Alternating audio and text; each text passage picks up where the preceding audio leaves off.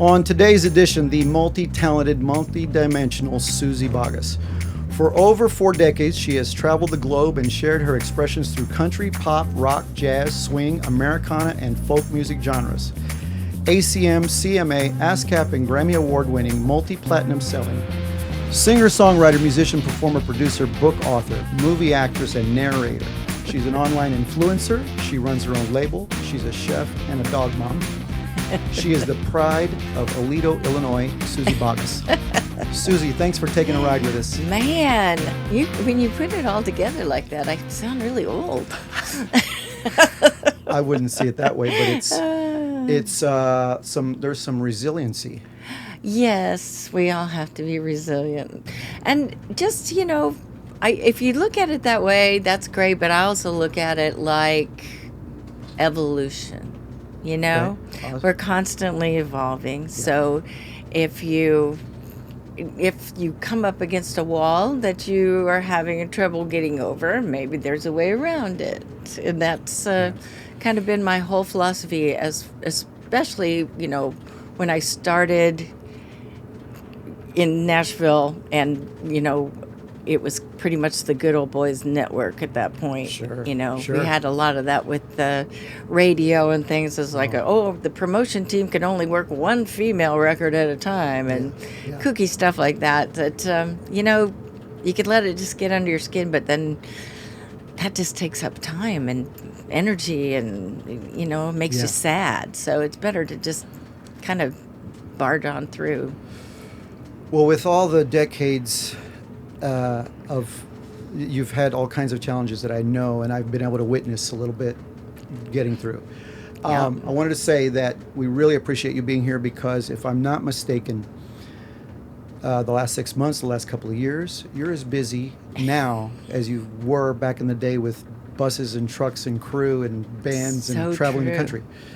Yeah, it really is. I was going to say, and you're doing it with a fraction of the expense and a fraction of the personnel. Yes, I'm sorry about that because I feel bad that I'm not, I don't have the machine anymore to, keep more people working. But when I do my shows with Pam Tillis and Terry Clark, we have a full crew there. Kathy and I did the really stripped down thing with 2 tour managers, and my husband Doug did the sound for us. So we call it guerrilla touring. It's like minimalist. Sure. We all squeeze in, like I have a trio. It's more like a duo and me. And then, my husband, Doug, runs the sound and does the advance work and that sort of stuff before we do the shows. And we fly into, a city and then do something 3 hours this way, 3 hours the other way, and, 2 or 3 shows out. And then either we can fly out of the last city or we drive back to the first city and just fly out. So we have really kind of got it down to an art. You've mastered the art of that, and it's adapting to the times. The industry has changed, the way we record, the way we sell records, and all that's changed, and booking venues. So I want to talk about a lot of things that you're doing right now, but I also, since we ride on a bus, I want to talk about the bus a little bit. So when was the last time you were on a tour bus? Oh, not that long ago. Just, because I've been out with Pam and Terry some. So, and we have so much fun. When I'm out with 2 really tight girlfriends, and there's a great crew on that Chicks with Hits tour. Yeah. So we have a lot of fun just dancing and singing. And if you've never seen the way that Pam Tillis dresses on the bus, it's a sight to behold. She loves to wear like pink onesie pajamas with a stocking cap, and in the morning she gets up and has sunglasses on, and then she just goes into her shtick, and it's big fun. I mean, it's literally like watching a comedy show as soon as you wake up. Well, I was going to ask you about that. I don't know how recent that was, and if your plans to do more of that, Chicks with Hits. Yeah, I hope so. We did it for almost 4 years. Yeah. And of course, we had to take a big break there in the middle, but it was really fun and a really big success because, you know, when you get 3 acts together, it's just all hits. So it was a show of just hits, and I love their songs. So it was especially fun for me because I got to sing harmony and do some backing parts. We were our own band, so there was no band with us. Okay, just it the was three of you. just the 3 of us. Terry's a great lead player. Pam played some electric bass, and I played my little drum box, and we just kind of made our own little. It was like the Fisher Price band. You know, we had every kind of little percussion thing going on that you could possibly have, and 3-part harmonies. That's awesome. Previous to that, you already knew each other, but the 3 of you together, when you first did that, was it hard to adapt? Did it come together easily? It came together really easily. Terry and I had been to a destination wedding, and we didn't know each other very well. Oh, okay. But we stayed up really late picking, like, Okay. really late, like Yeah. 3 o'clock in the morning, Okay. because we both love really old country songs. And then when we got back from that, she called me and said, who would be a good fit for us? So we'd have 3-part harmony, Yeah. and you know, who loves old songs like we do? And I was like, well, Pam Tillis does. And so we both just were like, that's a killer idea. So we contacted her. She'd been working a lot with Lori Morgan, Yeah. and that's still going on. They do Okay. great show together too. But Pam was totally in, and the first night they all came to my house to have dinner, and we just sat down in the living room and literally, you know, I picked up a guitar and started playing Aces, and they just sang the backgrounds, and it was like everybody knew which part they would go for. Wow.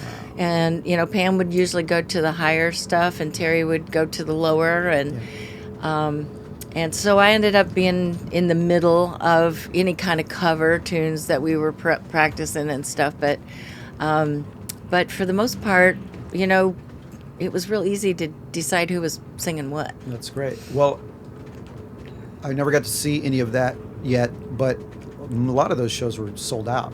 By the Yeah. time I turned around, Yeah. they were sold out. Yeah, Um, it was a ticket. You know, the '90s were really like, I don't know. It was like there was a period where all of a sudden everybody thought the '90s people had, you know, reached the elder statesperson category. We Right. became vintage, and once Yeah. we became vintage, it's been just fabulous ever since then, because my work schedule, you know, I've been able to control it and not have to work as much because they are coming out. The Yeah. folks are coming out. They're loving the Yeah. community, and they're loving the fact that a lot of them, you know, started dating on these songs, and yeah. you know, there's a lot of our fans now have raised their kids, and so they're back out Oh, doing wow. things again. But Yeah. you know, it's Yeah. that middle time in your life. It's you don't go out to see as many shows, so it's kind of fun. I just seen everybody come out, and sometimes it's the kids of the fans. and they're Yeah. like, I grew up listening to you on car trips or whatever, Yeah. you know. That's awesome. So, because I try to center the guests around people like us that travel to do what we do, Right. I would say that as far as Road Dogs, you would have qualified even before you had hit records. Traveling alone and with your dog. Right.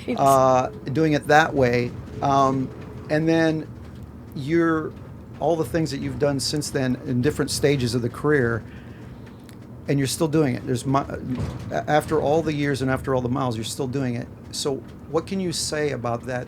What keeps, I mean, people ask me, you know, haven't you done enough? Haven't you? Yeah, haven't you seen every place? Yeah. So, what do you think it gets in your blood? Do you think I know it's not for the money. Hardly any of us do it for the money. No. It's something that keeps us going back and keeping our bag packed. I do think that it is, maybe it's kind of the people who have a short attention span. Yes. Because I think to myself, boy, I'm so looking forward to having 3 weeks at home. And about 2 days before I leave, I go, thank God I am getting on the road. Yeah. I can't wait to get back out there. But I mean, there are times when I really need the kind of recouping time, and I am Susie homemaker. You know, I garden and and I love to cook and that sort of thing. But largely, the way I've chosen to do it now, I'm not gone on big long tours. I mean, maybe 2 weeks maximum. If we're going overseas or doing something like, you know, California, which is almost overseas. Well, it keeps a little bit of a balance. Yeah. So you have lots of fans over the years. You have the very loyal fans. You have your inner circle. You've told your story a million times. I hope that we don't have to repeat a lot of that. Yeah. I hope that we can get to some things that even your diehard fans maybe haven't heard or you haven't shared, but that's difficult because you share so much. These days, I feel like they know everything. Like I don't know if there's anything left. So maybe we can talk about some of the moments of some of these parts of your career and things like that. So cookbook release, single release, album release, movie and soundtrack release, weekly live Wind Down Wednesday online show, interviews, award shows, talk shop live sessions. Just recently celebrated your wedding anniversary. Yeah. And you still tour and perform around the country. And like you were talking about earlier, not just you're hitting all these cities that you can't get to from here. Yeah. You have to fly to here and then drive to there and then take It's true. So, Praying for Sunshine, it's been out since November. Right. And it's the first time that you wrote or co-wrote everything on the record. Right. And I have to give the COVID lockdown a little bit of credit for that, because it gave me the time to really say, I can do this. I can do this. And I also had the movie that's about my little hometown come in at the same time, and I was kind of challenged to write some songs for that. Yeah. So then again, I ended up choosing only one song from that movie because it was kind of a little comedy thing to put on the new record. But some things had kind of already been in the works, and one of the best things that came out of it for me was that I got to know these songs as I was writing them really well. Yeah. So when it like back in the old days when I was doing shows, when I was doing albums in the studio in Nashville, down on Music Row, a lot of times I would come in with a few extra songs, and we would maybe try this or that, and I would know the songs, but I wouldn't be so invested in them like I am with my own songs, and with having had, without having had this amount of time to just be playing them on my guitar and just really getting to be close to them. So a lot of times when we would cut at the studio, it would be me singing to what the arrangement was, as the arrangement was coming down. Yeah. But this way, I did 8 of these songs with a 4-piece band, and because I knew them core, I could play and sing. Then they had to surround me, and it gives a different vibe to me. It's much more live sound, and I was already ready to sing these songs. It wasn't like I had parts of them I had to work out and say, I need to take this up here or whatever. It's like I already knew how I was going to sing every song. So it made it, I don't know, just kind of easier, but also more free in a way. It's I didn't have to just keep coming back and back and back. Well, it wasn't as much pressure as when you go into the studio and everybody else is waiting on you and that sort of thing. And there's no, a meter that's counting down dollar signs every 2 seconds. Exactly. Going tick, tick, tick, tick, tick, tick. So every song now has a lyric video. I know that Sunday Birmingham has a performance video. Right. I don't know if there's any more of those. Yeah, I got a couple of during Americana Week. There was a filming crew. I think it was called Pilot Films, Okay. and they did two cuts from the album at the Skirmerhorn, and they did the most beautiful lighting, and they just did a really, really great Saw 5-camera Yeah. shot thing, and so I did Camille and another song off of the album called "It's Too Late," and so that just turned out super pretty. But I don't know if we'll do any more videos or not. It's just it just depends on time, really. Sure. You have a variety of writers that you collaborated with on some of these things, but Yeah. the musicians, was it the same musicians throughout? Most of the songs, yes. Pat Bergeson on acoustic, Okay. and Colin Linden, great slide player from Blackie and the Rodeo Kings. He was also, the band leader on the show Nashville, Okay. and then Glenn Worf, who's renowned Yes. bass player from Yeah. forever, and I've played many things with Glenn, but he's actually my neighbor too, so that was also extra help. And then Chris Brown, who plays with Sam Bush on the road, and he's a really musical drummer, like plays with his hands and is, just depends on what the song needs, but he's really great with brushes, which that's kind of I love brushes. I just always have. I just think that that's such a gift. So certain people have like really amazing different kinds of sounds and rhythms and ways where they hit the snare and stuff. So he's one of my favorites. And of course he had to, we did this at our house, so we had to set Chris up in the dining room. Separate. And I was in the laundry room. Okay. So perfect. If you can hear, the washing machine is going a couple of those songs. No, just kidding. That's the rhythm section. Yeah, and then the rest of them are just up in our little studio over the garage. Yeah. So, it's a different world now, and you can make a really good sounding record. But I will say, I sort of have an ace in the hole, which is Doug Kreider being a staff RCA engineer for many years and working on lots and lots of really great records. And back in the day when, recording acoustic instruments was a required skill. Yeah. So he's always made sure that he kept some really great mics for that sort of thing. And even though it sounds really separated, the acoustic guitar and the electric guitar were a mere 4 feet apart. Wow.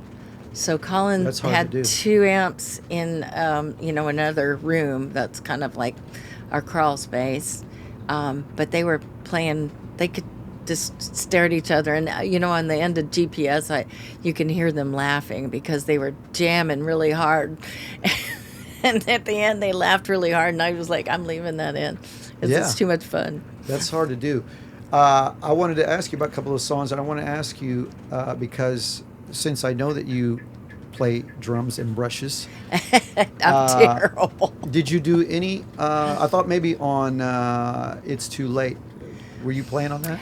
No, that's not me. But I did play I played everything on Sunday Birmingham except the organ and the lead guitar. Awesome. That that was during COVID that we recorded that. So I sent it out to Jimmy Wallace out in Carthage, Tennessee. Through the airwaves or however they do that. Right. The magic stuff. High tech. Yeah, and then Pat was there. He had demoed it for me. So, so nobody was allowed in the house. So I had to just play everything. So it was kind of fun. Yeah, I got a big kick out of that. What a challenge! And that is me playing our tom with my hands. Okay. Just Doug gave me a drum set about 4 or 5 years ago for my birthday. I remember that. I remember that. I should have made you play. No, that's okay. So on the record also, you mentioned Camille, You wrote with Gretchen Peters and Matresa Berg, and Yes. that I did see that online performance at the Skimmerhorn. It's beautiful Ah, setting. yeah. But just talking about a couple of these songs in terms of lyrics and stories. I saw your Wind Down Wednesday when you were talking about how people interpreted what was Right. behind it. You didn't want to reveal exactly where you were coming from on that, but Yeah. like you say, it's subjective. Everybody can read things differently.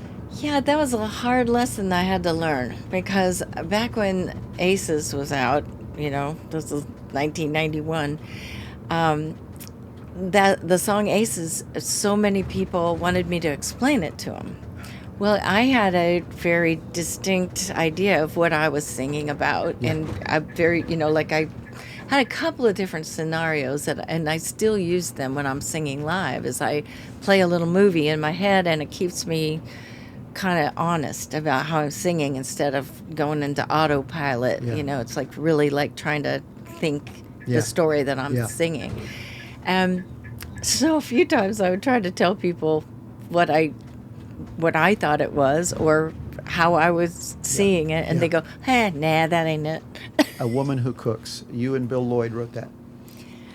Yes, that's a title that I've had for a long time. I actually have a web domain named Women Who Cook because I, for many years, have thought about having either a podcast or some kind of a cooking show where I bring my girlfriends on. There's just so many people. I mean, doesn't have to be just women, but I have so many friends that are performers that also love to cook. Yeah. And a lot of ways, I think that it is similar to what we do when we're on stage. It's like we love to share and we love to nurture and we love people to say, oh, that's really good. So I think that's why Trisha and Martina and, Kimberly from, Little Big Town, Yeah. and, people like us. Winona's a great cook. It's Yeah. just, I think so many of us love that, bringing people pleasure through gifts like that. So, Well, and it's a process too. And I was gonna ask you if you would relate cooking to songwriting. to songwriting, I might relate it more to producing a record Oh, okay. because you're sort of putting in a little dash of mandolin or a little bit of fiddle here or maybe some steel or, and that's kind of the spices that you're putting in on the main track, Sure. So I probably would think of it It's more cool. that way. Well, it's a creative thing. as well. Right. And you might not always do it the same way twice. Which is definitely that relates to songwriting because people always say what comes first, the music or the words or but in the case of Women Who Cook or A Woman Who Cooks, Bill came over and we were going to write, and I had thought about that title for a long time, and I just brought it up and he said, oh, that sounds like fun. And he's such a he's just a very diverse guitar player and he plays so many styles, but he had that bluesy riff that kind of started us off into Yeah. the melody of Yeah. that song. So It's hard, which is a wonderful thing. It's hard to talk about any of this stuff without ending up back in food and the kitchen, all these things. And I talk wanna about bus food. Oh, exactly. Well, I want to talk about all that. So, where does the cooking thing come from? Was your mom a big cook? Was it always cooking going on in the house? My mom is a great cook, but she was cooking for a big family all the time. And then by the time I was in first grade, she had started working. And both my parents worked, we lived in a little bedroom community outside of the Quad Cities in Illinois. And so both of them worked in the Quad Cities, so they had a commute every day. And I am 8 years younger. 8 years younger than my closest sibling. So by the time everybody had graduated high school and stuff, And I would come home after school and be starving, and I would think, if I have to wait for Mom to make dinner, I'm gonna die. So I started cooking about 5th grade. Wow. You know, about 5th or 6th grade, I would at least get everything ready to go, Yeah. so that when Mom and Dad got home, we could eat within the half hour. And then I know it was in college where the soup thing started coming out of just kind of necessity and financial. Yeah, because it was I've always loved to gather people together, and I always learn stuff. I always have a blast, and I didn't have any money to be doing that, but because of my roommates and I could go together and make a huge pot of soup for $12 or something, and it's BYO. We're not doing the rest of it. Right. You guys are in charge of your booze, But I get a lot of musicians over that way, and I learned so many songs, and I got entertained, and it just fueled that little fire that I had for music. And eventually, it ended up being the best birthday I could ever have, because I do this birthday thing every year, and I just get to listen to the best players and singers in the business. So I want to talk about that. So the book, the Suzy Soup Night, is kind of inspired by your party, which is post-Christmas, pre-New Year's birthday party. Right. And it's not really a birthday party. I never even mentioned that it was my birthday until like the last few years. But it just, now I'm just not shy about it. I mean, it's like, in a way, it's like, well, you guys your gift to me is playing me music. So. Well, the thing about it is that I've been fortunate to be at a few of those. Yes, and you have. Not long after your front door opens, a jam session will break out, and it's just like backstage at the Opry. And the best thing is that there's not big cameras around. No. And everybody's so comfortable. Yeah. And there's just these incredible things that you just had to be there. Yeah, and that's the whole deal. And when I did the book, so many of the soups that came out of that are in the book came out of doing my soup night, because I travel all the time, and I taste things, and I go to different countries, and so I always kind of like to have one pot of soup. I'll do 2 pots of soup every year, big pots. And one pot I want to be something that's kind of rare, or might like make people go, oh, I've never had that before, or whatever. And so that was kind of the impetus of the whole thing. But speaking of how it's really just you had to be there kind of thing, I wanted to put some pictures in, but we didn't have any. The only way I had it was just a few people had a few pictures on their phones. And that was that was all we had to work from. But I mean, there have been some amazing jams there with some. Every year's different, because you don't know who's going to be in town. So it's just, and some people have never played together before, and they end up just, they're just having so much fun. The collaborations of the different artists in yourself, genres, and then covering other people's songs, it's so wonderful. And so many people that are not with us anymore that have been there, part of that. Mac Davis being one of them. But yes, and so I know that you got to put some photos in your book that you're talking about. But that was I also appreciate that there's never a lot of photos and videos being taken. Everybody that I put in there, I told them that, you're only going to be like a half an inch big, so don't worry. I'll take care of you. Because it's dark. We don't. It's not like it's a party. So I mean, it's not like we have it all lit up and everybody has to wear their stage makeup. It's a very relaxed, casual. And that's the other thing about soup, is it like automatically says this is easy going. That you don't just wear your jeans if you want to wear your pajamas. I don't care. So, do you know how many recipes are in there? There's 52. Wow. Which is kind of weird because all along I thought it was going to be 50. And then at the end, I started saying, I can't leave this out. I can't leave that out. And I just, I didn't even realize it I didn't even know that I had 52 until we put the layout together for the book. Wow. And so when I realized that, I was like, hey, that's one for every week. Oh, that's right. And my sister is actually doing a soup a week. She's doing that, that movie about Julia Childs. There was a movie called something about Julia. Yeah. And the girl is trying to make, one of her recipes every week until she does the whole book. And that's what my sister's doing. She's trying to do every one of the soup recipes 1 week at a time. Wow. So I'll be interested to see if she pulls it off. What is a quick and easy recipe, and what is something that's a little more like the complexity level or the prep time is a little more? Yeah, there's a bunch.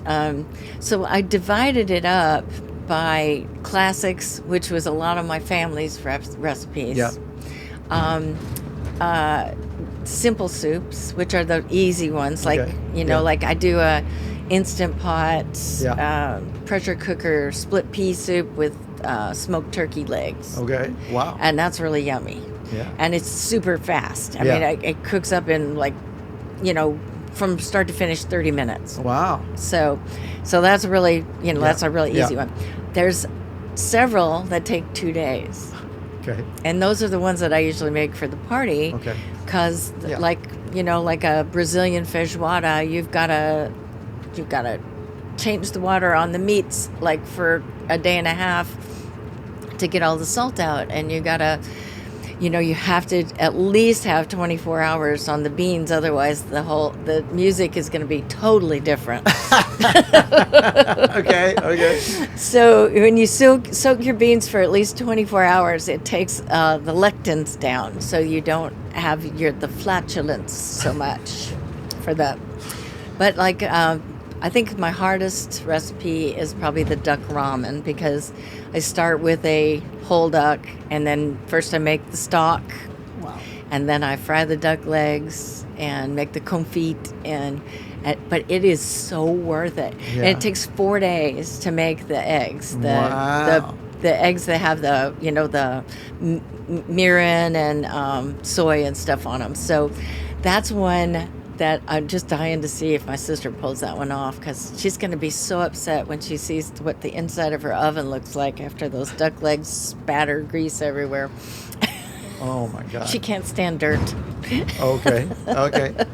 Well, that's such a variety, and with 52, I mean. Yeah, there's more easy ones than hard ones. Let's just put it that way. I only put in like 3 hard ones. So. Yeah. Everything fun that you could possibly do in Aledo, Illinois. Oh my gosh. So, tell me how they came to you about this movie, where this came from, and you got pretty involved. I got real involved. I enjoyed it so much. In fact, Ben even has a part in it. My son has a little part in it too. Okay. So there was a family of Conways in my town. There's lots of families of Conways in my little town. Okay. So my town is about 3,500 people. Yeah. Aledo. And I taught swimming lessons to this family that had 3 boys that, were really tight. And they had a cousin that lived in Chicago, and their grandmother was a really good friend of my mom's. Well, Christina used to come down to Aledo from Chicago and just think, oh my gosh, this is the coolest place in the world, because it was so different from Chicago. It was this little beaver cleaver town, and the kids could just run free, just ride their bikes all over the world, and it's 10 blocks from one end to the other. Okay. So outside of that, it's a cornfield. So Christina wrote a movie. She wrote a screenplay, and with a friend of hers that they had both gone to a class at what is it called? Up there in Chicago, they got the Second City. Okay. Yeah. So So anyway, it's a short movie. It's an hour, and they made it in my hometown. It's really not a lot of actors, but they did a great job. And then they used the townspeople for the other people, and basically just said, stand over here, say what you would say if somebody said this to you. Right. Yeah. And so it's kind of cute, and it's spontaneous, and it's got that vibe that it's not really a documentary kind of thing, but it's definitely got a heartstrings kind of vibe to it. And they based it around a very famous thing for us in our town. We have a rhubarb festival, and you have been to the rhubarb festival. So when you performed there at the Shell. Yes. I want to say it was 2009. I think. Yes, it was. Okay. I think it was. And you were tour manager. that was a fun one. So anyway, it's kind of based around the town gets together and they make 7,000 rhubarb pies, and they have a competition, and then people from the surrounding bigger towns come in, and the pies are all sold by noon, and then they use that to do better things in the town, more cultural things. Awesome. And so it's pretty cool. Rhubarb, even though I've been there, I've always been fascinated by this. Does rhubarb grow around there? Is there a bunch of? Yes. Okay. Yeah, it doesn't popular. grow down here. You can't do rhubarb unless you have hard freeze. You have to have I've tried to grow it twice. Okay. It just won't do it. Finicky. And just putting ice around it doesn't work. And did you grow up, was that a common thing, rhubarb? Oh, yeah. Because I didn't. We had it in our yard. My grandparents had it in their yard. And, I think first I remember eating it at my grandparents. And, we would just whack off a stem of it. It looks a little bit like celery, but it's got red in it as well. Yeah. And, you don't want to eat the leaves because they're actually poisonous. Oh, I didn't know that. So you just gnaw on this sour stuff, walk around town, just have your rhubarb thing. But better is if you could go home and get a bowl full of sugar, and then you just eat it. And eat it.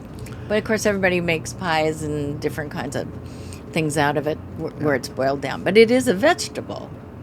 It's not a fruit. I know. So I didn't know about rhubarb till, I don't know, my teen years at least, and I still have been fascinated because I've tried it, but it's certainly not my favorite. Yeah, and I like pie. It does a thing where it kind of like puckers your mouth, but it also kind of makes your tongue and your roof of your mouth numb. Okay. And I think it is an acquired taste.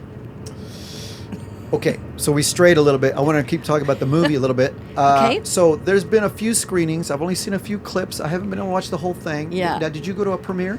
I did not. I didn't make it. I had a gig, but I have seen it, and I'm planning to have it available. Okay. Sometime soon. They're working on a like some kind of deal where they'll be able to play it some places. Well, so I'm looking forward to that. It's just a little over an hour, and it's charming. They did a great job, and I've got a little guest spot in it where I'm sort of the narrator, and I've got this get up on it's just my clothes, but I just kind of overdid it a little bit. Okay. And then I've got I don't know how many of my songs are in there, but a good many from the folk project, and then 3 songs that Doug and I wrote for the movie. You're right. Well, you did the soundtrack, and it's premiered a couple of times. I get the invites, but they've been in Illinois, and they just did the Los Angeles Film Festival. So that was exciting for them. And they had the Star City Film Festival in Sheboygan, Wisconsin. Yes. And it got Best Soundtrack, which is you. Yeah, that was nice, wasn't it? Yeah. It's a little bonus thing. It's Sheboygan. Yeah. It could have been Beloit. But it's a big film festival. And then the other award was Best Feature Actress, which was Jennifer Estlin. Yes, and she's adorable. Yeah. She was so good in this. Both the lead gals were so amazing, but the little young guy that played the deputy sheriff. Yeah.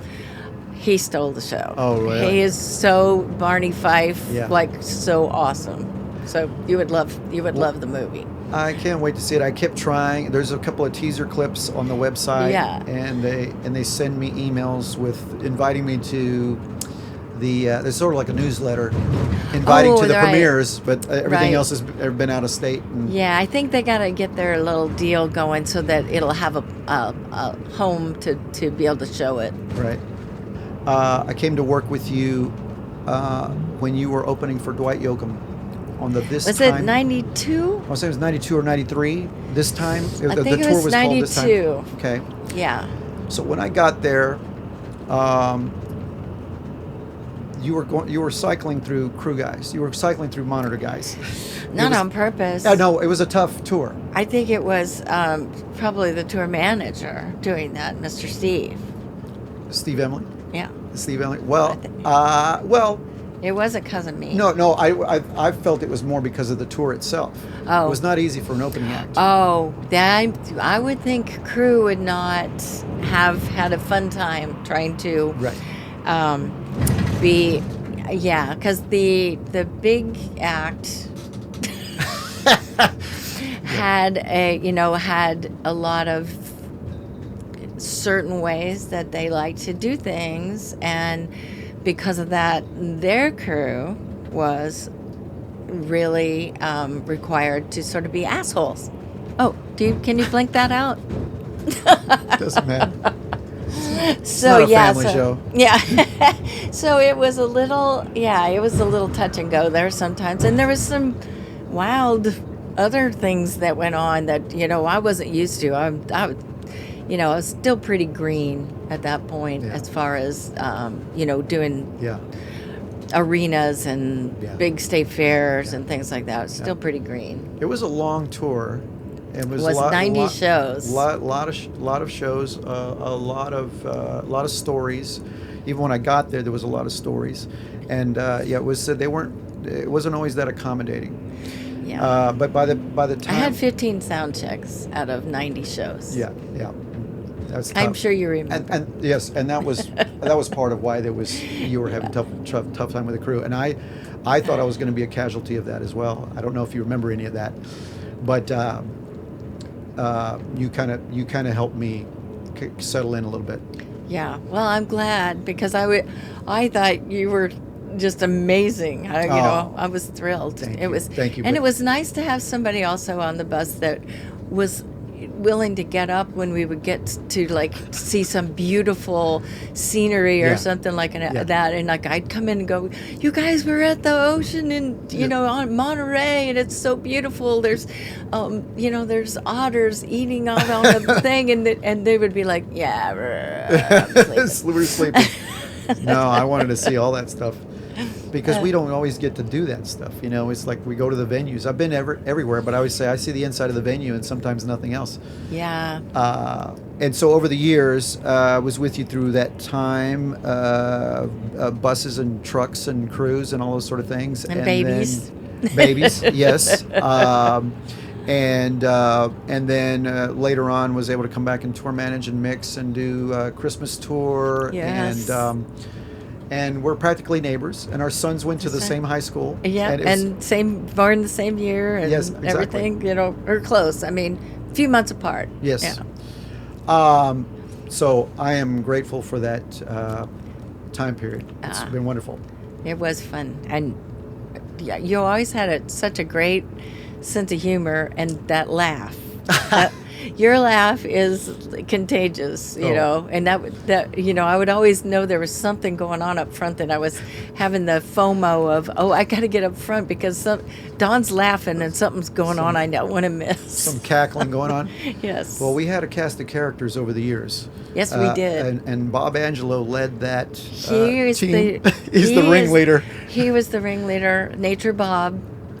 You could always count on Bob to teach you how to do anything from put up a wind vane to weather vane, a windmill, or how to make your own hooch. Yeah.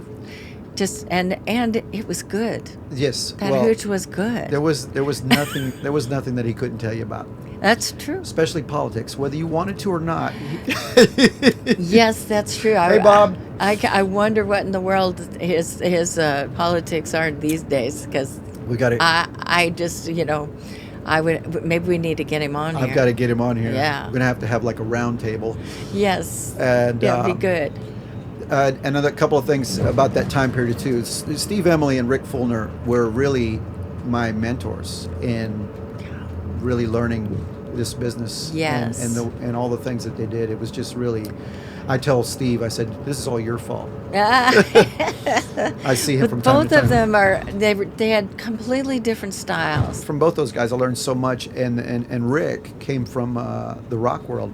I think you were the first country act that he ever worked with. And actually, in the beginning, Rick and I are the best of friends now. Yes. But in the beginning, it was a little tough Because you were just different. He was coming from such a different place. Yeah. And that world at that time was, when you walked in a venue with a rock band, it was a different attitude than when you come to these county fairs and things like that. Yeah. And it took him a minute. Well, but maybe maybe he learned some stuff from you too about he did become he was incredibly take charge right from the first person he would meet when he would get off the bus. Yes. But he also learned to have a friendly demeanor that kind of was underlying. Yeah. And maybe you're right. Because I had some of those rock guys early on before Steve that had such a brash entrance, Abrasive. that it really it kind of reflected on me, in a way. Yeah. And it turns out that really a tour manager and an artist really have to, kind of have a similar vision about how they're being represented. Exactly. Because I had records that didn't make it up the chart because somebody met the tour manager first and was not, didn't get what they were looking for. So, it was very important to have a person that could finesse but still be confident in it and have their act together. Yeah. No, it was a great learning experience. And when you think about just how many things can go wrong when you're traveling like we did, and sometimes we would have horrendous, crazy 17-hour drives, and things went awry, and you've got 12 or 14 people that you're trying to, who have personal experiences they're going through, and hard times, and Yes. there's nothing like somebody vomiting on the bus, and then everybody has to be on there while it's cleaned up and still smelling for a very long time. So that is one of those things that I'm so glad I do not have to deal with anymore. Well, so on that note, you're primarily flying and driving around in a van with a couple of musicians and things like that. But do you miss the bus thing, or would you prefer the bus to go to the airport? I'm so glad that I get to do a little bit of bus still, because I really do miss the camaraderie. Yes. I love waking up and having coffee with whoever's the first one up that day, and just talking about stuff and reading paper, and I love the humor. There's, occasionally there would be, some sad things happen. I was on the bus with Pan the night that Mel Tillis died, and there's sometimes there would just be really hard things, people getting a divorce or things like that were really hard and really, really, but we were a family on the bus. Yes. And so there was somebody there that would stay up with that person and make sure that they would be okay and, caring. It's bonding experience. Mostly I miss the humor. There was so many funny things, so yeah. much funny stuff, and that's the one thing that I still get when I get to go out on the bus is I still get that little fix that I need of the family Yeah. thing. And we were a tiny family, that the little unit that I travel with, and we get along great. But the bus scene, Yes. there's something about it. It's Yeah. just like, I don't know. Maybe that's kind of what an old folks' home will be like. It's like we get into those the active communities to live in. It'll be like you get up and you go read the paper and have Yeah. coffee with your buds. They're doing puzzles or whatever. Right. Also, in those, when I started with you, you were one of the very first in-ear monitor artists that was out there. You were one of the very first. Is that right? Yeah. I didn't realize that. You and Todd Rundgren and a couple others, and you worked with my cousin Marty Garcia. He lives up in Pennsylvania. His family's in Pennsylvania, and we didn't really communicate much until I started working for you. How funny. and Do you know that I still use those same ears? Oh, I still use same Future ones? Sonics. Oh, that's awesome. Still use my molds from all but that way back. Future Sonics. Yeah. I don't know if Future Sonics is still around. Oh, they are. That's awesome. Absolutely. Well, he made it too good a product because I'm still using the same one. Well, there you go, and they've updated 100 times since I then. know. And I've bought two different sets, but I still go back to them because I like the warmth that in the sound. Yeah. And so, and I only use one now because I don't have any drums. So yeah, you don't have to. yeah, but there was a time when everything was off stage. Remember when we It had was very clean. Yeah, we had no wedges. no wedges and no amps. Yeah, even the amps are off. Very stage. nice, very clean. But that was one of the things I remember about that in the 90s, and that technology has evolved like crazy now. Yeah. And like I say, those even Future Sonics, but there's 100 other companies now. Yeah. And there's every elaborate design you could imagine. Yeah. Okay. You've met my co-host Leon. You have a long history of animals. You traveled alone in the camper with your dog. Right. And my dog looked a lot like Leon. Yeah. So what was the name of that? Smaller. What was the name of that dog? Duchess. Duchess. Okay. Yes. You want to hear a story? I hope this doesn't get me arrested, but you want to hear a story about Duchess? Absolutely. Because I know that Leon came from a rescue situation. Yeah.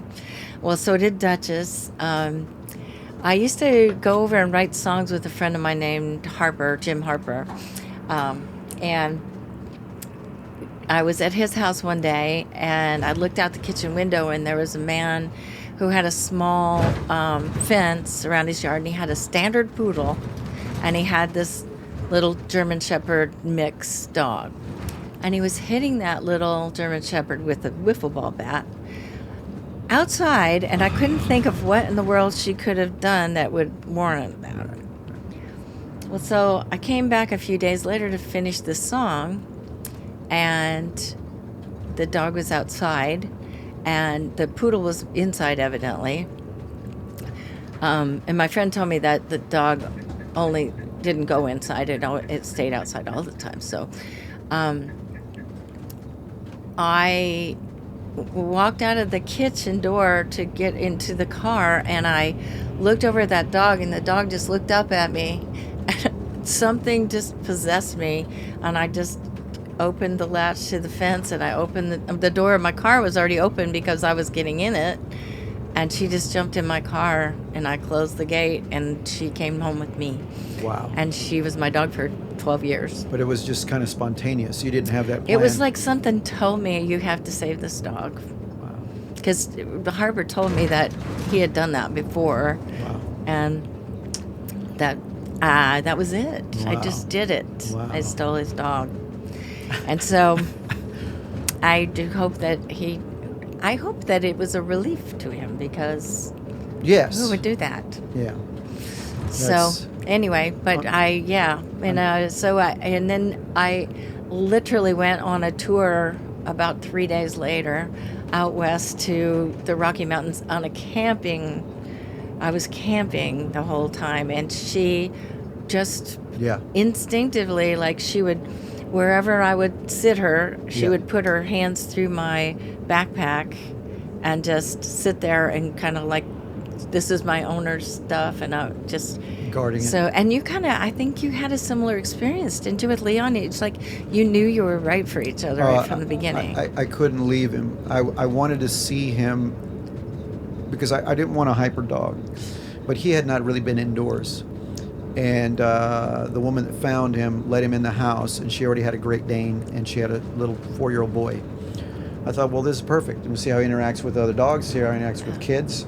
He just wanted to belong so bad. And she said, you know, if you want to think about it, come. I said, I'm not gonna leave him here. He's gonna get more attached to you, and Yeah. you can't keep him. And it just was something. I had already looked at a couple of dogs, Wow. and I didn't. Sometimes you just know. I just knew, even though, you know, this was during the pandemic. Normally, if we had been working, I would have never even entertained the Yeah, idea. You can't. Yeah. I knew the day would come when I had to get too busy, but I just knew we weren't going anywhere, and I don't know how I'm going to do this, but he's going with me. That's exactly what. Yeah. That's exactly where I was. I know. Yeah. It's like I knew I was leaving, and I thought to myself, I don't know how I'm going to do this, but I'm just going to do Yeah. it Yeah. because I need to. But you know, I was going to ask you, do you remember that I rescued a dog from the Dixon truck stop while you were on the bus, and Wow. we stopped at the Dixon truck stop because we were playing in Kentucky, so we stopped to pick up Doug, my husband. Okay.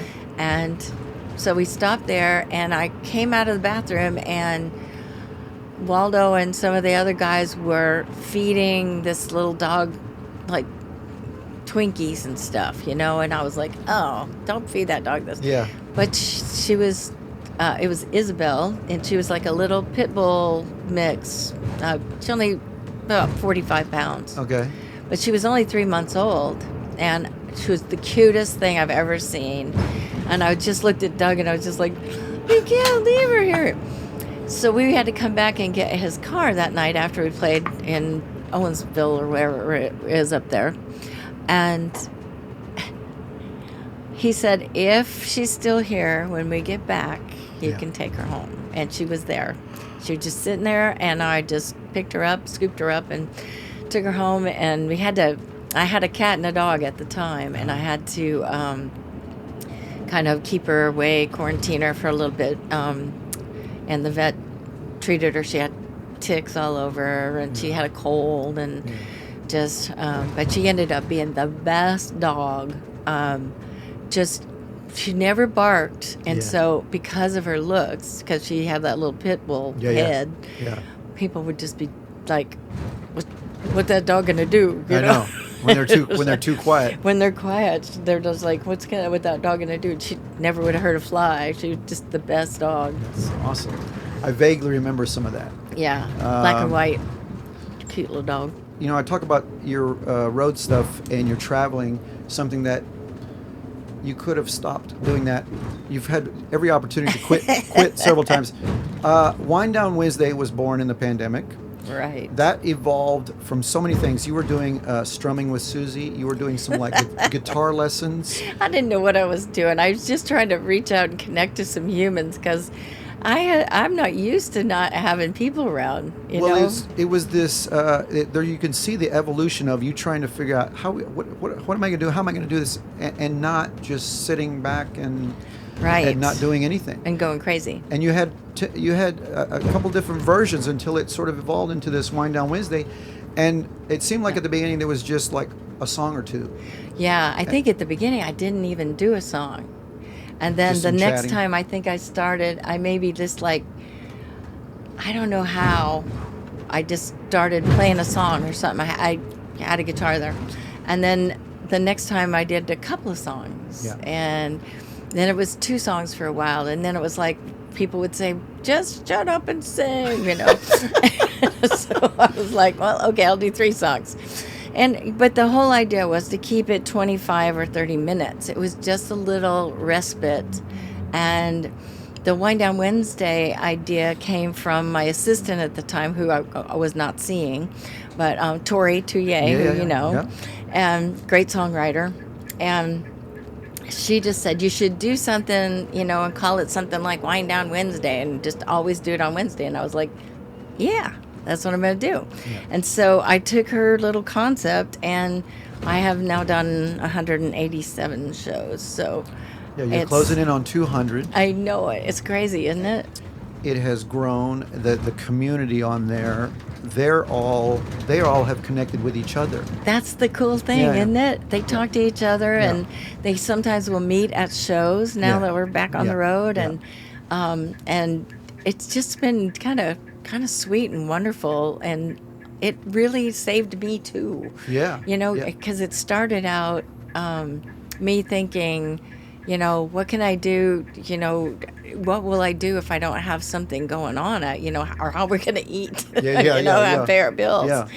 And then eventually it just turned into, it's nothing. Nobody needs to give me anything for anything. I started the inner circle so that people who did want to tip, sort of, that was their way of doing it. And so the inner circle is a subscription. Uh-huh. So for $10 a month, Yeah. I stay in touch with everybody. You know, pretty much every week I'll have either, you know, my mom had 250 VHS tapes of shows that I'd done, like Wow. everything from Yeah. TNN, you know, Nashville Now and Crook and Chase and all that stuff. And she transferred everything to DVDs for me. Okay. You know, in her, you know, like her spare time when she's 89 years old. This is what she's doing. And so then Doug put them into the computer, you know, so because DVDs were not easy to use, and Yeah, our exactly. computers are all not Yeah. wanting to do that. Yep. So that's called BJ's Vault, because that's my mom's name was Barbara Jean. Yeah. And so every week we'll put out something from BJ's Vault that's old, like really old. Some of them are from the 80s. And the fun thing for them is they get to see me working with Billy Dean or working with Gary Morris or Yeah, whatever. yeah. And then I did behind the scenes stuff for everybody during the process of making the album. Yeah. So they got to see me singing in the laundry room, and they got to see when we had to wear masks and try to, Yeah. you know, cut things together. And then, you know, I would do things on the road. You know, I do things like, Yeah. you know, behind the scenes, here's sound check, or here's us hanging out in the green room or whatever. And so they get this little kind of, it's like a fan club, sort of, you know? Yeah. But it's you know, it's not unreasonable, and they are all a community. They have a, like, what do you call it, a forum that Yeah, they yeah. can talk to each other They almost in, don't and need you anymore. That's pretty you much brought them. it. You brought them together. Between my mom's old tapes and that, they pretty much don't need me anymore.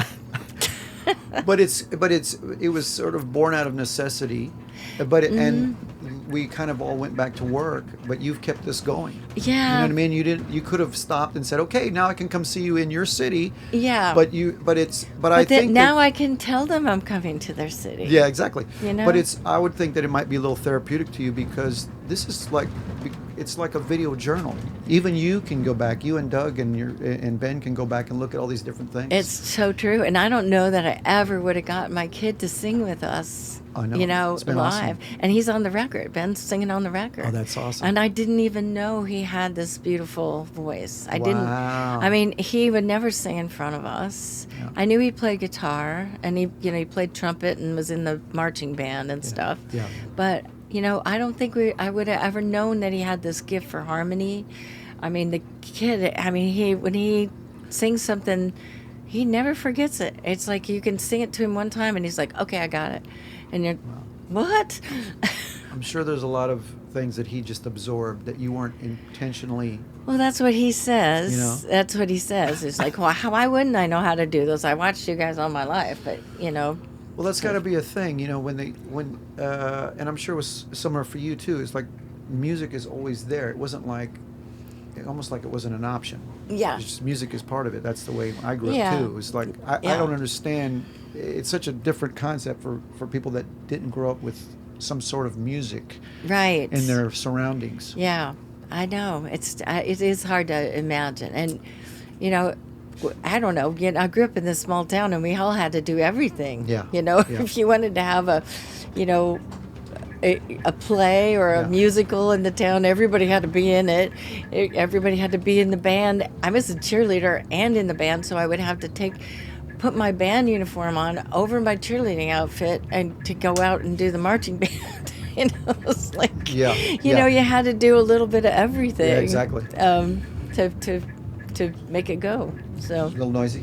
here we are, downtown Nashville. So we're It's so crossing cute. through Broadway, but Yeah. you probably had spent very little time playing down here, other than the Well- Ryman right over there. But Right. I played over on Elliston Place. I played at a Okay. place called Tony Roma's. yes, And it was this area was very unsafe at the time that I moved to town and was playing out in town. In fact, we would come down here to do, believe it or not, bachelorette parties. Oh, yeah. Which is what it's known for now. Exactly. And the reason you would go down here is because it was like Yeah. it was like another town. It was like going to another city, Yeah, and it was yeah. dangerous, and there was something about it. But sure. but it's so funny now. It's just. I mean, it wasn't busy. We would go into these Yeah. little dive bars, and Celinda Pink used to play there, and some really cool artists that had brief careers, but they were funky, cool little hangs, and yeah, you so didn't different. you didn't want to order a glass of wine because you didn't have any. It probably was like Mad Dog or something, Yeah, you don't know what you're gonna get. Yeah. Yeah, it's a different world now for sure. Again, everything comes back to food. So Tony Roma's, one of Yeah. your first gigs here, right? That was my first gig, and I almost had it before I got here because my friend Harper had moved to Nashville, and I had two friends here. One was working at a publishing company, and that's Bronson Neil Hermith, and then Harper. They both went by one name. How did I get friends with just one name? I played at Tony Roma's, and there was this little group of people that played there too. So, I kind of got to know some people, and then I was singing demos for $10 a song. Yeah. At Yeah.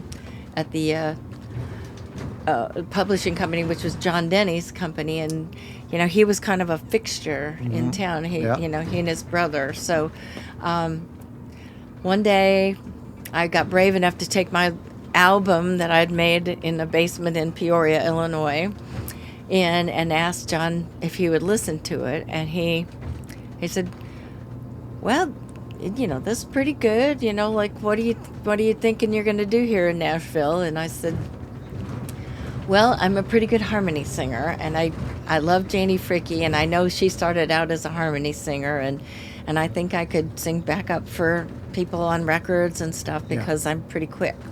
And he said, "Well, that's real good." He said, "If you want to be a harmony singer on records, I think you can do that." He said, "But if you want to be an artist, you better never say that again in this town."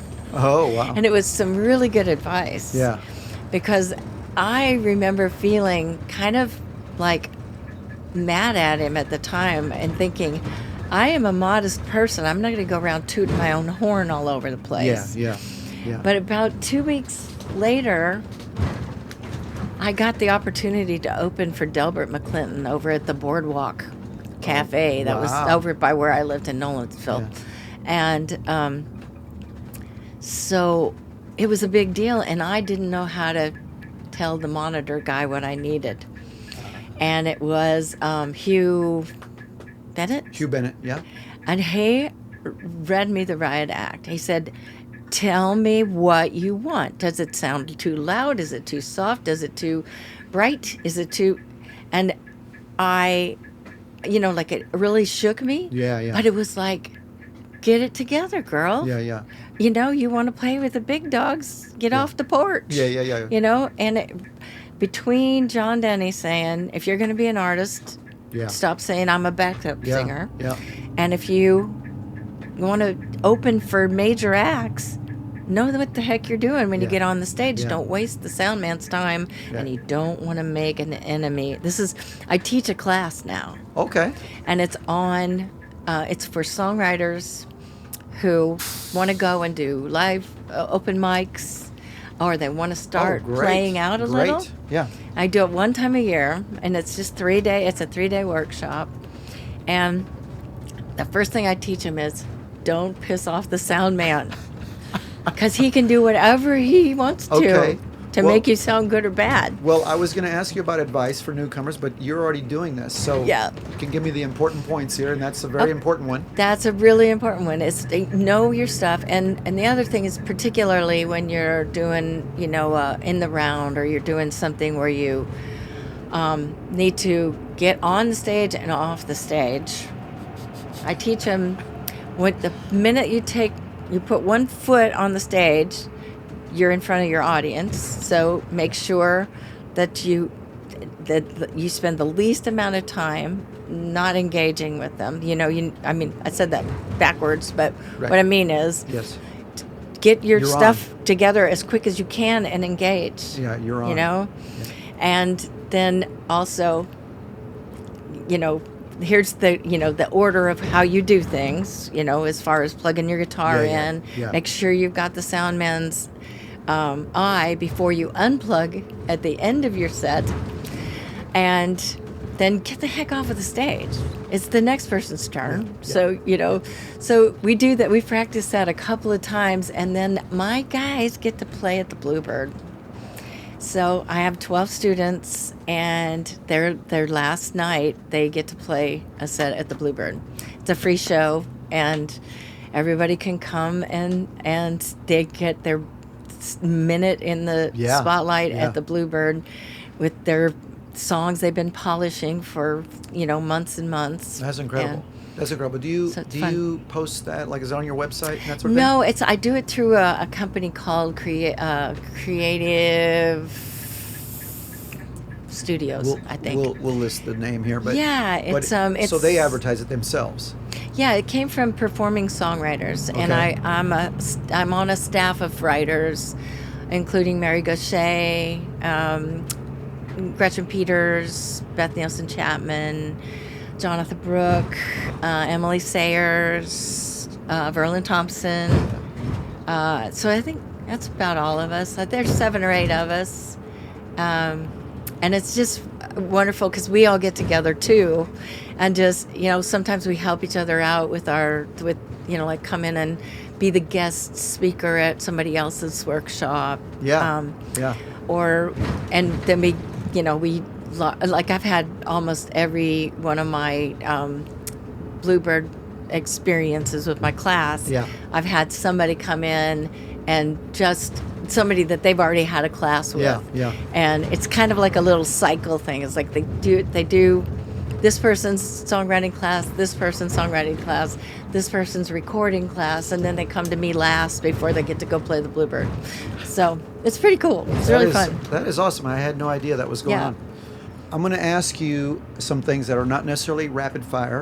Okay, because it's we not can- like briefs or boxers. no, Okay. no, it's not like that. But we can stop on anyone and get into detail, or we Okay. can just keep going. So, we've talked a lot about food, which we could do a lot more of, I'm Yeah, sure. I like food. You can see from my cheeks, little chip But- cheeks. So, when you're on the road, is there anything like Illinois or Aledo that you look for that's like Oh. only in that area that you Yeah, that there you- is, and they're very few and far between. Okay. It's the made right. Have you ever had a made right? I don't think so. Oh, well, they talk about it in Iowa and stuff as just loose meat sandwiches. Okay. So what it is, it's hamburger and onions that are cooked in a big steam table, and the meat is steamed. Yeah. So it's fall apart, little apart. tiny little pieces, and it's so moist. And the juices from you put that on the bun. It's Yeah. just your stock bun, Yeah. and pickle and mustard. That's it. And I mean, you can't put anything else on it, or it's Yeah. not a made right. Okay. And they're just to die for. I mean, crystals kind of have a vibe. The White Castle kind of has the vibe, but it's the loose meat because Yeah. it's fallen out. You get a little piece of wax paper, Yeah. and when you're done, you're just like picking these tiny little. I mean, the meat is so tiny. It's just cooked down to perfection. That's awesome. So is this a chain, or is this just the Illinois thing? It Or was is it... a Illinois, Iowa thing, I Okay. think. And there's still... There's still a few. There's not one in Aledo anymore. I'm so disappointed because there used to. I mean, it was there forever. Okay. And the other thing that they did at the Made Right was they made homemade donuts. So you get a cold pop out of, really cold, Yeah. really cold. Yeah. And didn't matter what you had, orange crush or whatever. Yeah, yeah. You get a cold pop and you get your Made Right. It wasn't French fries. It was, chips, a bag of chips, Yeah, yeah. But the donuts were to die for. So, and the cake kind, That's a great combo. I'm going to look that up. And, when see if we're you on can the- find it. Iowa, you can find the loose meat sandwich places, and they don't always have Made Right as the name. So. Oh, okay. And it's MAIDRIT. Okay. I think I've seen that, but I don't think I've ever experienced that. Yeah. Obviously, wine is a thing for you. What Yes, what, it what are is. what are the top couple? I wish of, I could say it wasn't true, but it really is a thing for me. Well, what are the top things that you got to have? About wine? Yeah. I'm not, a sommelier, so I don't have to have expensive wine. I buy a lot of wine at Trader Joe's for $7.99. Okay. I like a really dry wine, Okay. and so for a while, Camus was sending me wine when I was doing Wine Down Wednesday, and that was pretty wonderful. And then there was another company out of Oregon that sent me a case too, so Nice. pretty nice. But like I will drink white wine in particular situations. Like I like it in the summer when I'm looking for something refreshing, and I really like in the daytime. I don't like to drink.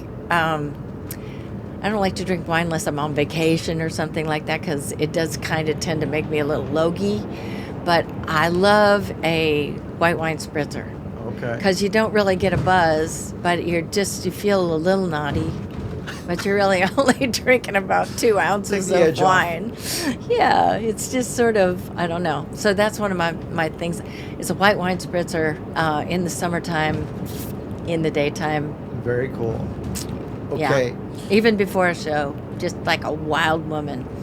Wild. That's the wild road life that everybody hears about. That's right.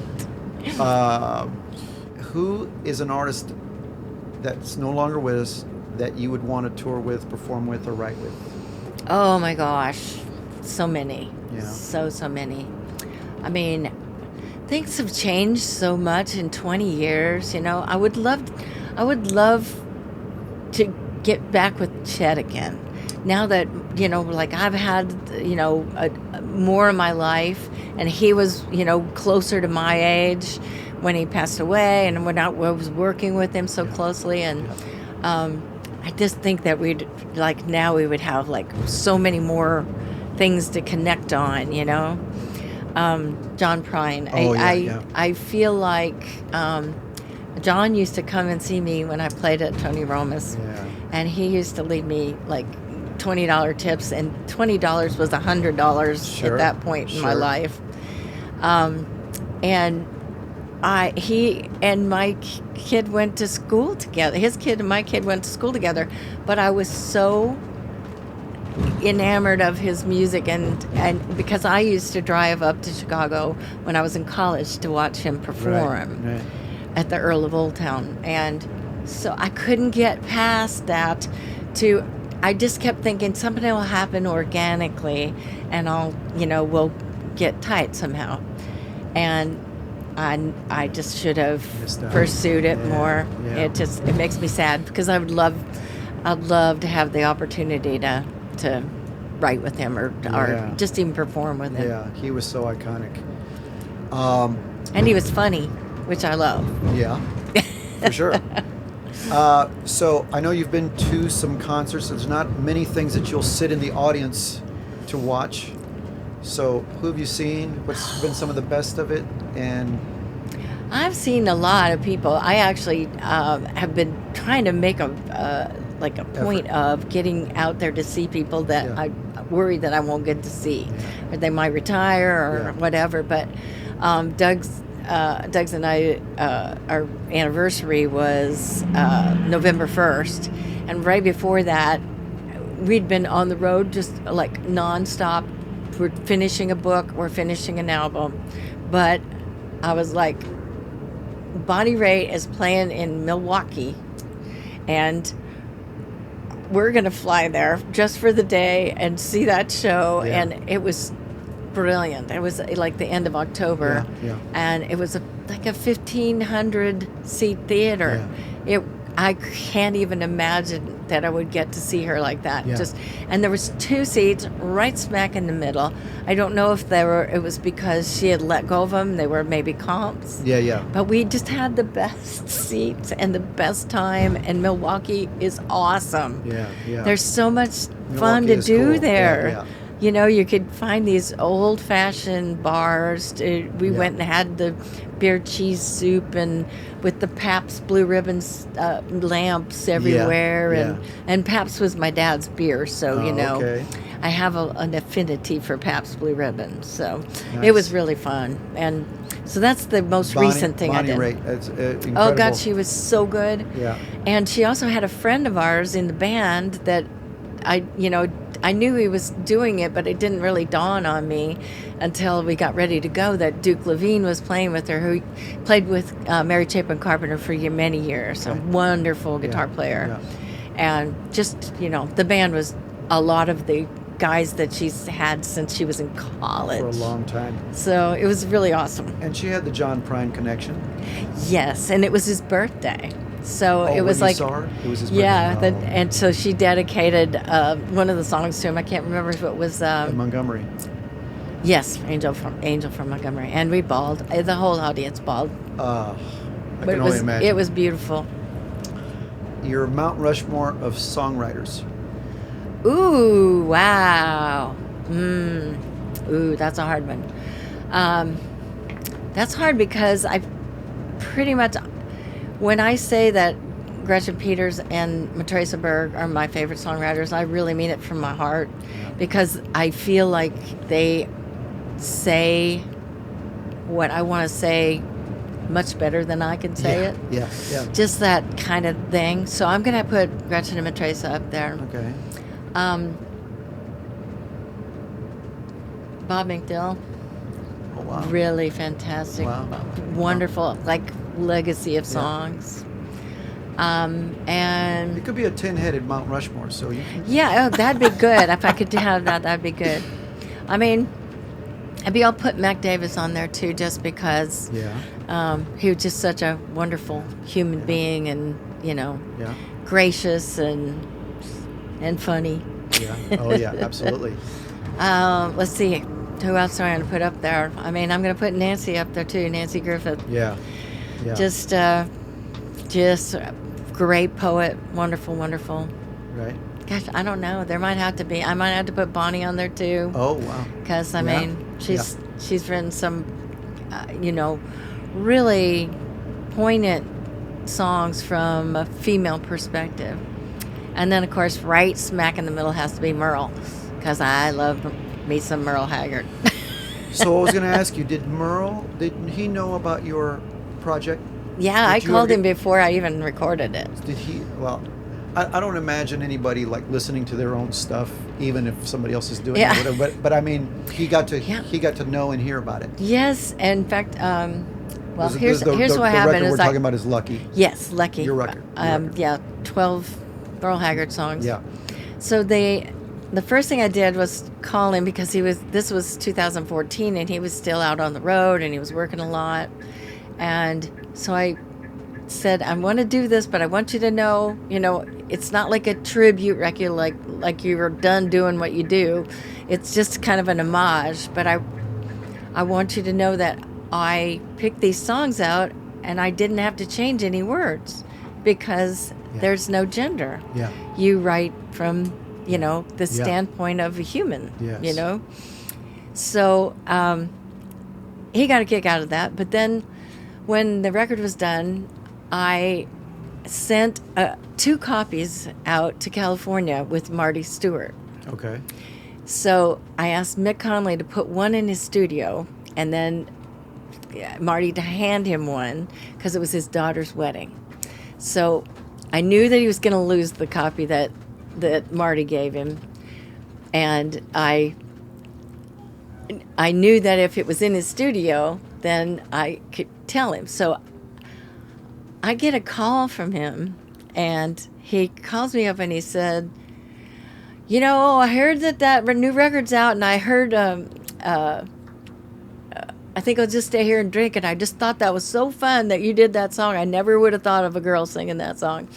And he said, but I really want to hear the whole record. And I said, we need to go up in your studio. I said, it's someplace around your computer.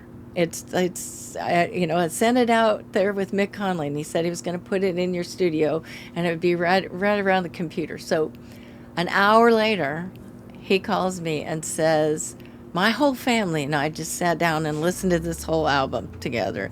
And I just got to tell you, I don't think anybody's ever done my stuff like you did. Wow. He said this to me. I'm on the telephone just thinking, why don't I have a recording of this? Yes. He said, I've always thought that we kind of had something in common. And it's like that we like a lot of different styles of music, and we love singing the way that we both love to phrase and stuff. But then he said, is that Pat Bergeson playing guitar? And I said, it sure is. And Wow. he said, harmonica too? And I said, it sure is. And he listened, he recognized it. That's and awesome. And this was just a demo, Yeah. There was no, Yeah. he guessed that was Right, Pat Bergeson. Right. So it was pretty cool. That's And then I heard a radio interview with him where he gave me credit and just said that, somebody was out. I think it was Kix Brooks was asking him, there's a lot of tributes to you out there. What do you really like? And he said, my record, and that just made me feel so good. switching gears a little bit. What are the top 3 things in your DVR? Top things in my DVR.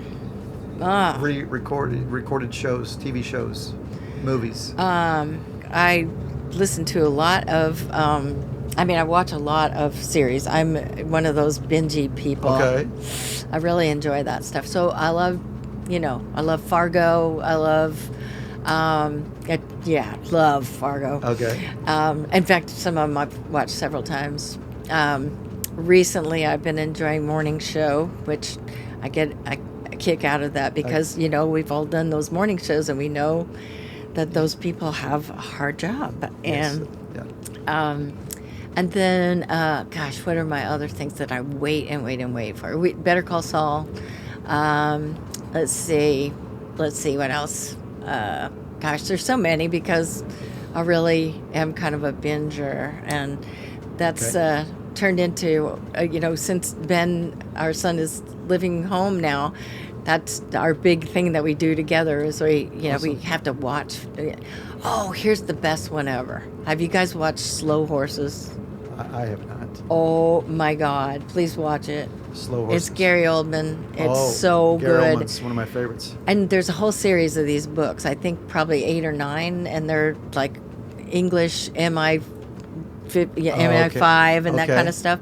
But these are the people that get bumped out of MI6, and so now they're like they have to redeem themselves. They're sort of like the rejects? screw ups. Okay. Yeah. Okay. And so and Gary Oldman plays the most heinous creature you've ever seen.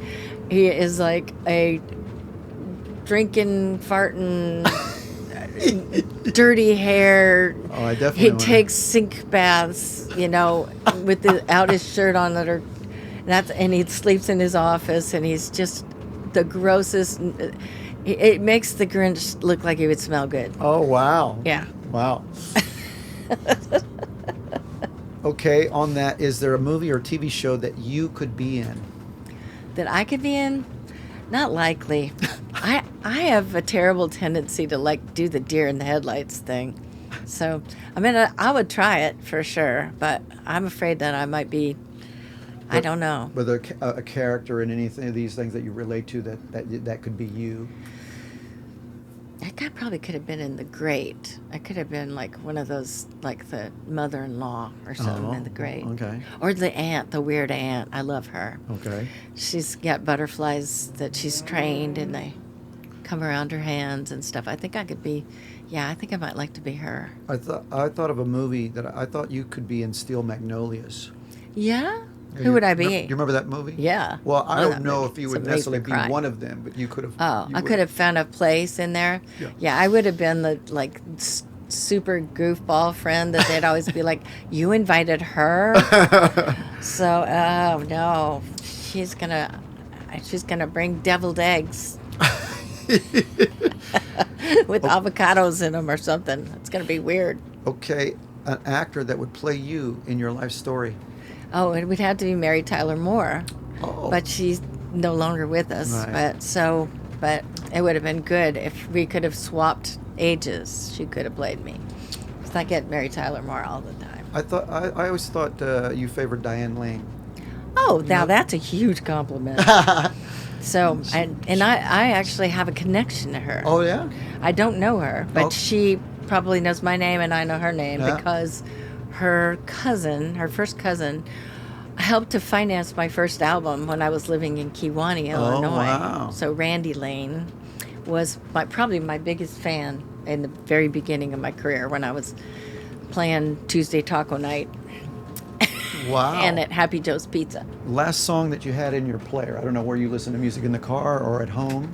I was listening to Molly Tuttle yesterday, and also Wendy Moten because she's coming to do Wind Down, Okay. which I'm very excited. She's going to be there on the 20th, and that's going to be so fun. I don't know if you know, she sings with the Time Jumpers now, but Okay. she was one of the contest winners, the Voice Girls, Okay. Beautiful, amazing voice. Awesome. Is your childhood home still there? Yes. Who's in that home? Actually, one of my classmates, one of the girls from my class, lives there now, and we went by there when we did my mom's service back in February, Okay. and my sister and I were just like going, "Wow, it looks better." She did good. Wow. But we just had a little cinder blocks, base house with no basement or anything. Very small house for 6 people to inhabit, but 1 bathroom, no So- shower. You had a phone on the wall. Oh yeah. The phone number. Do you still know your childhood phone number? Oh heck yeah. Is it still on? Does it still I work? don't think so. I can't imagine. But in our town, it was so small that you didn't have to dial the whole. Right. You- Right. I mean, obviously not the area code, but we didn't even have to do the 3 digits before the 4 digits. Right, right. You did. Ours was 582-2777, but we only had to dial 2777 Yeah. because it was so small. Yeah. And then over time it evolved into. But I having to still do know. more. Yeah. Oh, I'm sorry.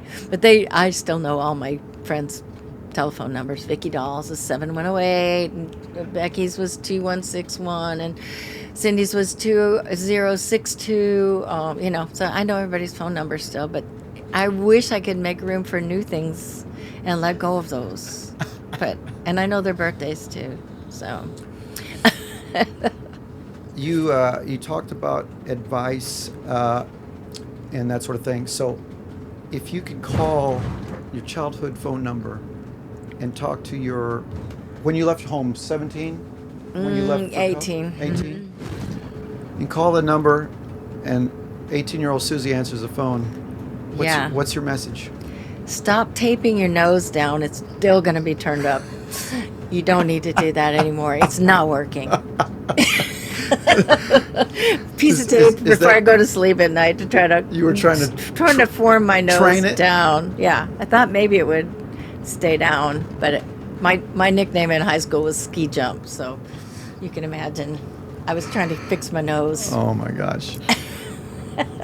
I think also, I would probably say, don't worry about your weight so much. That's another thing, Yeah. 18-year-olds, you're so, like, Yeah. everything I do, I have to be careful of. I can only eat this much.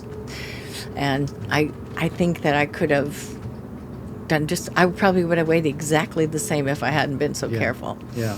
So enjoy it. That's what I'm doing now. Yeah. So, SUZYBOGGUS.com. You can find everything there. You've got the cookbook, Suzy's Soup Night, the new album, Praying for Sunshine. You've got T-shirts, CDs, posters, hats. You've got bundles of those products. I had a merch idea for you. You could sell aprons that would say Soup Night. And then for the guys, it would say Soup Night, KNIGHT.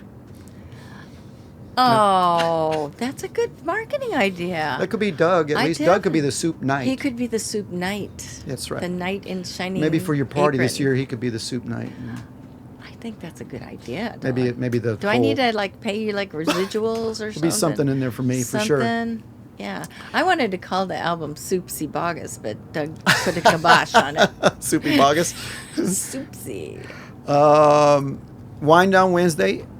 Every Wednesday, live, 5 p.m. Central on Facebook, and you can find them on YouTube afterwards, right? Yep. And I've had some great guests if you just want to Yes. fish through and see some of the, wonderful people I've had on there. So. Well, like we talked about, it evolved from just you and then Doug and Ben, but you've got guests. I mean, you're basically doing a podcast, and you've had just incredible songwriting guests and everything. Yeah, and it's always fun because once again, we just don't take it too seriously. We have maybe 45 minutes to work up some songs together before we go live, and some wine, and so it's not like you're going to see anything like too polished. Well, and like I say, you have shared everything in the world, your home, your family. I know. They've seen about every room now because during lockdown, we did a concert in my office. Right. We did a concert in the living room. Right. It's like we just pretty much used the whole house. You had some backyard stuff. I think I should be able to deduct something for that, right? Oh, absolutely. It's my recording studio. Absolutely. Every bit of it. She is the multi-dimensional and ever-resilient Suzy Bogguss. Thank you so much. Thank you, sweetie. It's great hanging out on the bus with you again. Thanks so much for watching. Let us know what you thought by leaving us a comment. You can also follow us on these social networks. And if you want to see more, please like, share, and subscribe.